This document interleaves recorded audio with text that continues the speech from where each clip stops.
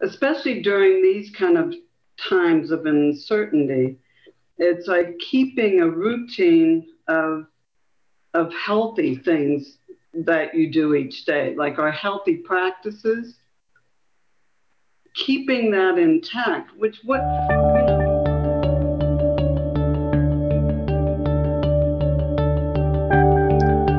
Hey everybody, Ken Hendricks from Home Instead here. Thanks so much for joining me again today. Today, my guest is Eileen Joyce. Eileen is a certified coach and grief recovery specialist. I've known Eileen for a number of years now, and in her work, she's helped so many people with personal and work issues, grief and loss, relationship challenges, career changes, caregiving challenges, and even coping with chronic illness.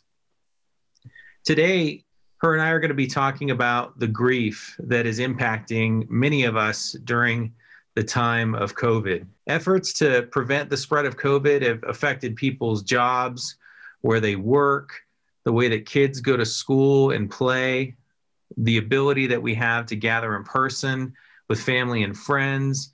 And these measures have also changed how people shop, how they worship, how they exercise, how they eat, where we seek entertainment, and how we celebrate holidays and special events. And so as a result, this pandemic has had a major psychological impact. And so we're grieving the loss of many of the things that had to do with our previous ways of life, to a situation and scenario that really none of us really saw coming. So I'm excited to have Eileen on today to gain insight from her expertise and experience to identify how grief might be manifesting in our lives, what we can do to become more resilient in times like these, and how we can support one another. So please welcome Eileen. Thanks for joining me. Thank you for having me. So first off, for those out there that may not know you yet, can you tell us a little bit about yourself and how you came to the path that you're on supporting others as a coach and grief recovery specialist? Sure.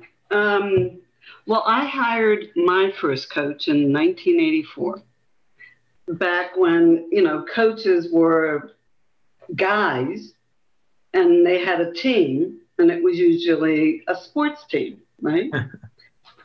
So I hired a coach to come into the advertising company where I was a general manager in order to really get the team more effective with our actions and productivity. And I ended up leaving that job and starting my own advertising company, and continued with having that coach all the way through that. I sold the company actually within 5 years, and was then able to take on coaching as a business. So I worked mostly with people growing their business because that's what I had done. And of course, when you're coaching somebody in work, there's many life issues that come up. And then I personally had a whole pile of years that had one devastating loss after another. Mm. So I saw what grief does to us. Mm.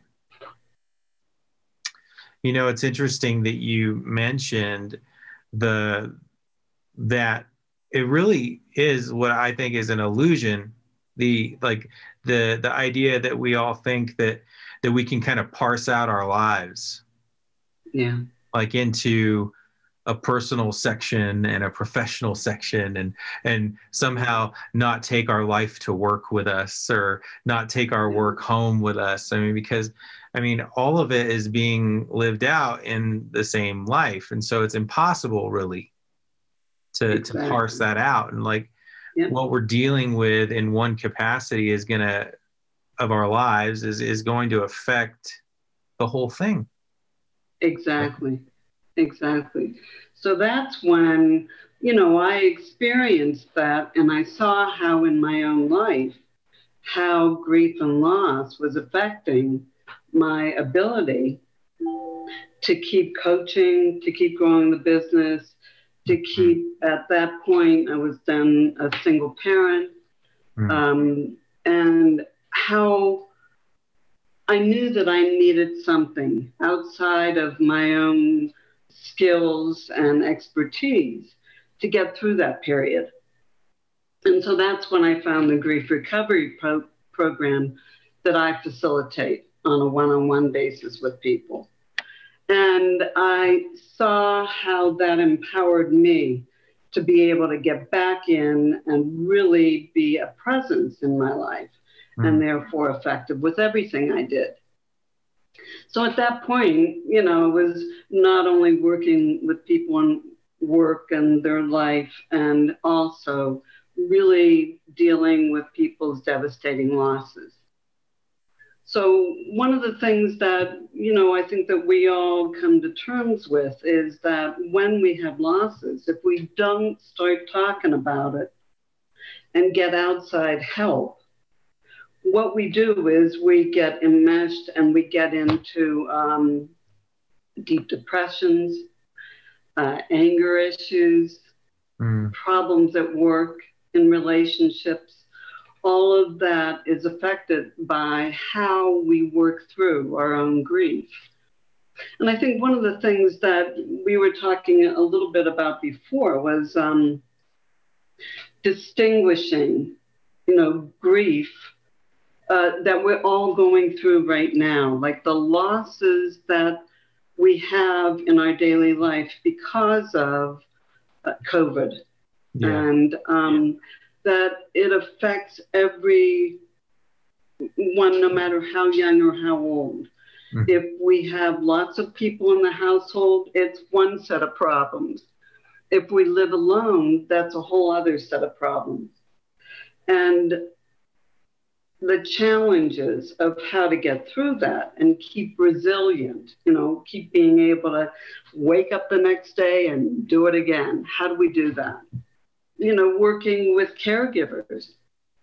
I mean, the challenges of running a business with people that are out in the community and then back in their home, and then going and taking care of people. How do we take care of each other in a way that we're gonna get through this? You know, how do we keep going, and how do we give each other hope? Is a question that I kind of live in each day, asking that. It's not like there's answers. It's like there's a momentary, oh, okay, well, let's do this. Everybody's in a pissy mood, so let's play cards. Yeah, I think it's like individual, you know, moments of being willing to think, you know, creatively in ways that we can show one another compassion and show one another that we're on the same team together, and that we're there for each other.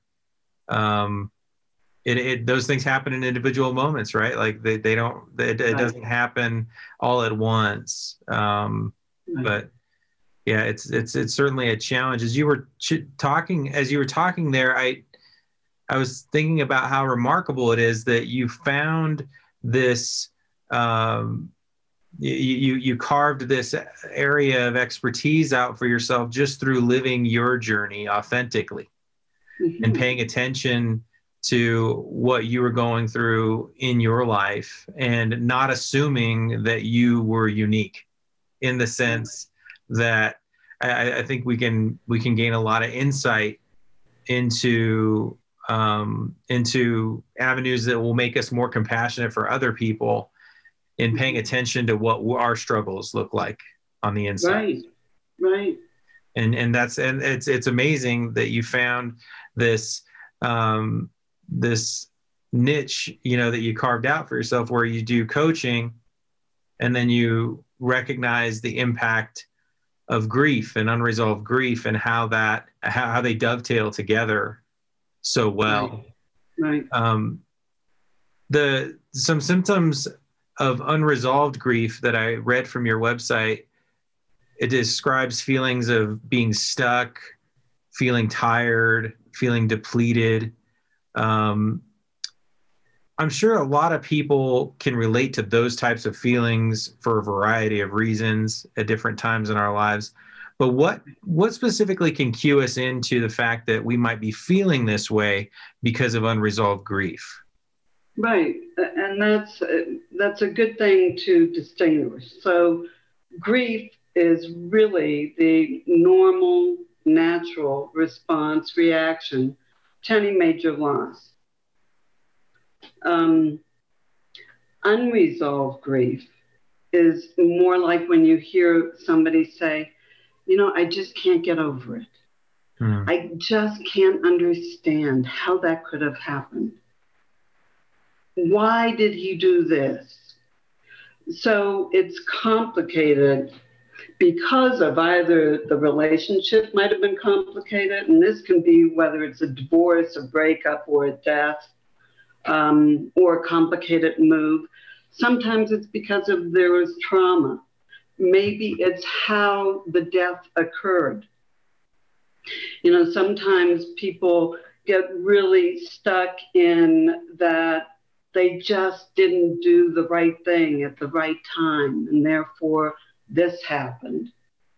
And so then things get unresolved because what goes on is we have thoughts, we go through the emotions of the memory, and we're trying to work it out, but we're trying to work it out in our own head. So it just goes around and around. Or is it also maybe because we're trying to work it out without needing to feel it? Or like, do we convince ourselves that it's just too much to go through? That has us suppressing things, right? And when we suppress stuff, we've all heard, the more you suppress it, the more you resist it, the more it's mounding. Mm-hmm. So again, that's like trying to work something through. That's just going around within yourself. How are you going to get through that? So that's why I say one of the things that we have to be able to do is talk about it. Yeah. At the beginning here, we were talking a little bit about when we see our child or a loved one that is just, they're just so miserable, and it's like an emotional tantrum. Mm-hmm. And the first step in helping that person is by listening. And that's the same thing with grief. The first step is to be able to keep hearing what they're saying. Oftentimes we break in because it's too painful to keep hearing the pain they're in. We just want the pain to stop. And yet pain needs to be heard. Doesn't need to be fixed. Needs to be heard. Then something new can occur. So listening is the first step in helping somebody going through a tough time or going through tough grief. I was wondering, is the grief, in your opinion, and with your expertise, do you think that the grief that's brought on by this COVID era is unique, given the fact that it's ongoing and uncertain? Like, I think that folks are always trying to, get some sort of idea as to when we're going to be able to find our footing again and get back to normal. I was wondering if it's unique in that way because it seems like it's compounding day by day because we just don't know what normal is going to be and when it's coming back. Or if maybe, I think we might be, I don't know, if we're hurting ourselves by continually longing for something that's really not, it's not present. So we're kind of pushing away the circumstances of every day rather than finding, what's good in it. I don't know. Do you think is it unique in a way because of that? Well, I think as human beings, we hate not knowing. Yeah. So the uncertainty is tough because of that. We just don't know. And that's hard for us to sit in. The other thing that is going on, of course, is all the unease, the political unease. Yeah. Which adds to the whole uncertainty, you know, and just the fear of walking out and going to the grocery store. Am I going to bring it home? Mm-hmm. All of that, of course, is absolutely difficult. And then it's on top of whatever other challenges we're going through, whether it's work or relationship issues or kid issues. You know, we're going through, we found mold in Jeff's office, my husband's office. So now we're going through remediation. And all of a sudden it had to stop because somebody in the company tested positive. So now the remediation people can't come to continue the work. You know, so there's the challenges on top of normal daily stuff. Yeah. I think that, you know, your question about does it hurt us to keep wanting to know when it's going to be over? And then what is it going to be like? So keeping our mind on the unknown of the future is really not helpful. I mean, really. We're going to do it because human beings just like to conjecture, right? We like to talk about, well, this could happen or that could happen. But I think that just is a way for us to communicate. Or to have like some sort of idea of control, right? If we can imagine the circumstance, we can feel like... We try to control something. So that's why, you know, I say that kind of like the antidote for grief and getting to, you know, more calm about it is really the Serenity Prayer, isn't it? It's kind of like, what are the things that I can control? What can't I control? Yeah. And of course, having the wisdom to know the difference is the big, that is a big one. Yeah. Rubber meets the road kind of thing. So one of the things I say about fears, anxiety, that creates dis-ease, both in the body, mentally, emotionally, spiritually. We need to talk it out loud, right? Because fear, just like grief, just like any really hard emotion, needs to be heard, not acted upon, but heard. Mm-hmm. So when I have a fear, when I get anxious about something, if I talk it out loud, and sometimes to myself out loud, so I can keep the conversation going as opposed to just the fear keep hitting hard, I can get to a place of saying, well, let's look at the facts here. And what is something that I can actually change? Is there an action I can do? Well, it's 3 a.m., honey, so you're not going to be doing any of it. Yeah. So let it go, you know. And at that point, I can actually kind of like, oh boy, here I go again. Yeah, and I can let it go. And then we have all the distractions that we use, whether it's praying or mantras or whatever. All of that stuff is helpful after we allow the fear or anxiety to have its voice.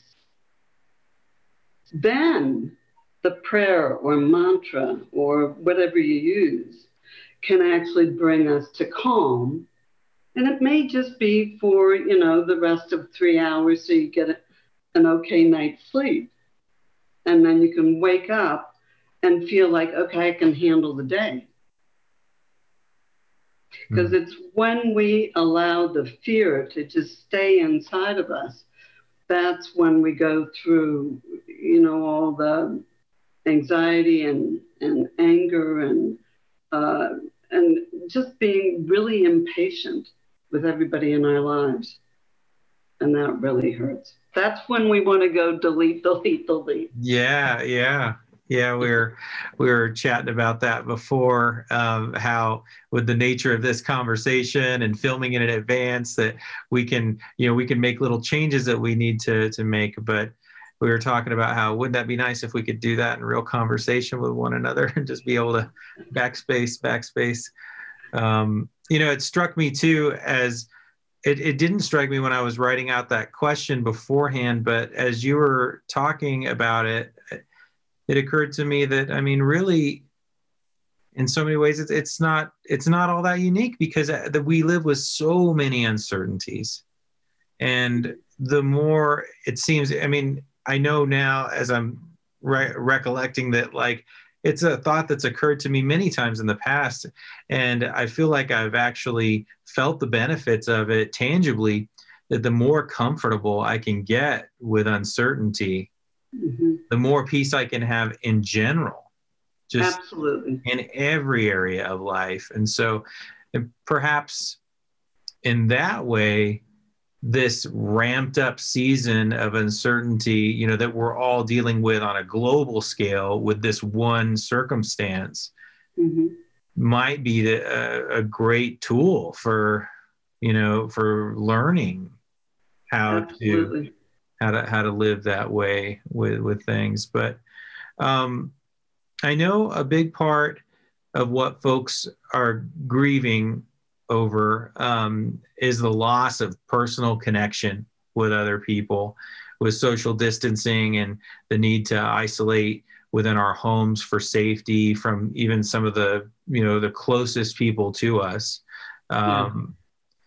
There are tools available to us with, Zoom, like what we're utilizing for this, and phone calls. A lot of people these days need to be reminded that that little thing that we used to text each other with actually makes phone calls too. We can talk to the other person. But how important would you say it is with regard to managing grief to stay connected in all the ways that are available to us? Well, like what we're going through with the uncertainty and all that, and using different tools. I just want to say something about, like, with Zoom.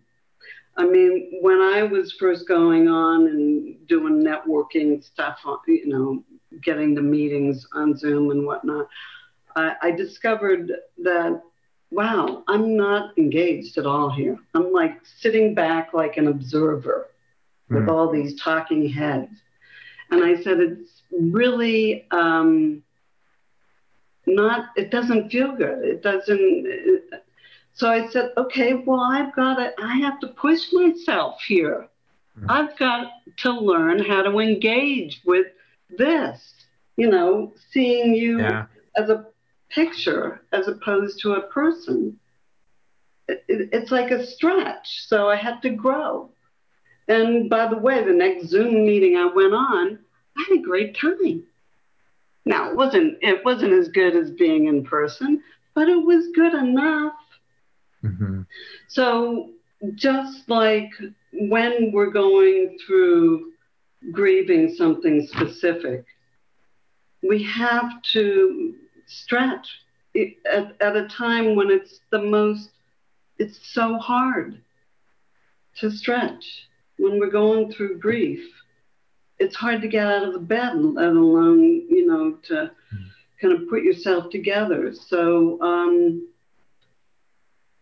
that's what resilience is all about. It's stretching. It's being willing to be uncomfortable and step out there anyway. It's like, I don't want to have to call this person, and it's called get the phone and call them. I just think it's not like there's easy answers here. We all have to push a bit more. You make me think of even just, as I was pushing myself to get out of bed this morning to exercise, and it was hard. It was especially hard this morning. But the fact that I did it, like it's like so many of those things in our lives that, if we just take that step and do it, we have to remind ourselves that we feel better after, we feel better. Absolutely. And connecting with other people. It's pretty remarkable to me how much I can enjoy interactions, and hanging out with other people over a computer screen. Because you're right. It is kind of like a second best, but it's something I'm really thankful that we have, I'm really thankful for the Yeah. fact that we have it. Yeah. And to look at also the positive stuff. I mean, it's easier in a lot of ways. I just go to my office. Yeah. I'm wearing really comfortable pants. See, at least we are wearing pants, right? Like, yes, we're wearing. Yeah. But yeah, I think that, I was listening to a conversation on a podcast just the other day, and they were talking about how this is going to really, really shift, a lot of business world activities, especially when this thing blows over and we're getting back to normal. How many people are going to want to take a flight to Seattle to have a business meeting when they could just hop on Zoom? And we're accustomed to that. It's gonna. Yeah. I think it has the potential to have a lot of silver linings in the future and give people more time with their family and loved ones, less time spent traveling over, just the prospect of just having like a half an hour long business meeting with someone in another state. Exactly. Yeah, no, there's going to be a lot of, it'll be interesting to see what businesses end up coming up, because creativity can be really exponential in times of crisis. Yeah. Because we have to think differently. We have to look at different perspectives. And, that's something that I do as a coach, is by really listening to somebody.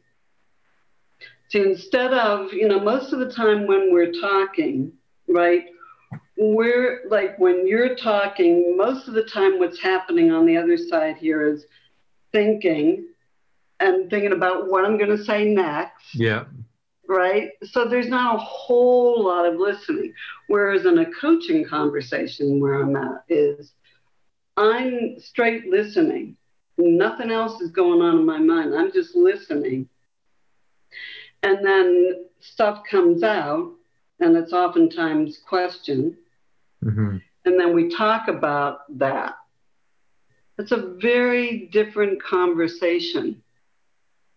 So advertising is one kind of communication. That's why it was very natural for me to shift from advertising into coaching, because it's all about a conversation. In advertising, what do you have to do? You have to really picture who you're talking to in order to have a message that they will accept. That'll resonate with them, yeah. Yeah, yeah. So we can use coaching in everyday work, life, and play with our kids, with each other. If we just stop and instead of thinking, how can I solve this problem? More like, how can I really listen to what this person's saying to me? It's almost like a novel way of listening when you think about it. And the thinking happens after that. So conversations become a way of getting to the truth. So, I say what I'm about is making a difference in every single conversation I have. And that's about getting to the truth of what's going on. So with COVID, every day we have to look at what's the truth now that I know? What are the facts that I can deal with so that I can deal effectively and take actions that are going to be effective for everybody in my surroundings. Mm-hmm. And so one of the things that we've already mentioned a bit about at this point is resiliency. And I was thinking that with the situation around COVID, I mentioned before that it was something that no one really saw coming. How do you? Most things that happen in our lives kind of have that characteristic about them, you know, in most situations that cause grief in our lives are because of some unexpected type of change or loss.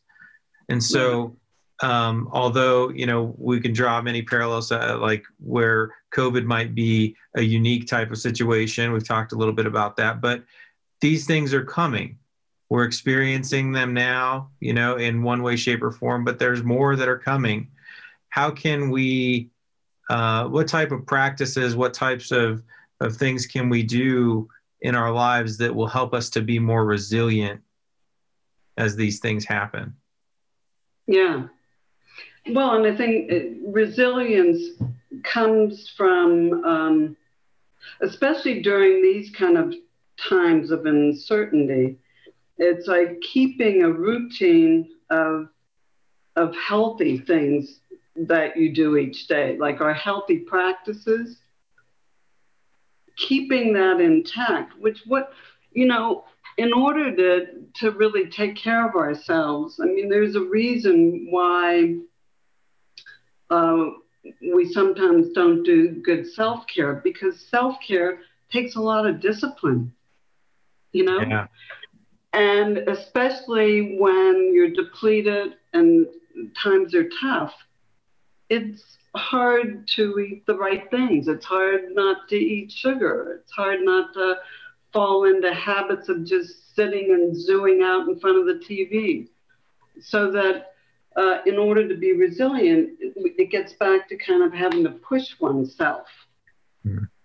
Push oneself to get up and do your exercise. So keeping a routine of health is a good thing. That makes a lot of sense. Right? And it's like, well, we can't maybe go to the gym, but we can certainly go walking.